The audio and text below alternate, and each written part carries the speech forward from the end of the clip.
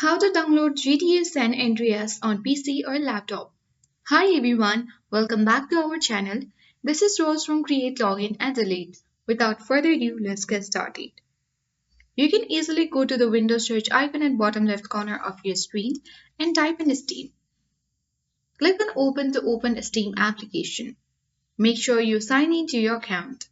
Navigate to the search bar at top right corner of your screen and type in GTA San Andreas. And then you need to make a search for this game. After that, you need to scroll down and look for the official GTA San Andreas application. Then you can simply click on that particular GTA San Andreas application, and here you need to enter your birth date to continue. Once you have entered your date of birth, you need to click on View Page button. Scroll down and look for the option of Add to Cart and click on it. Here you can easily click on View to My Card or View My Card. Then you can easily continue to payment. And with that, you can easily complete the purchase and then download and install the game.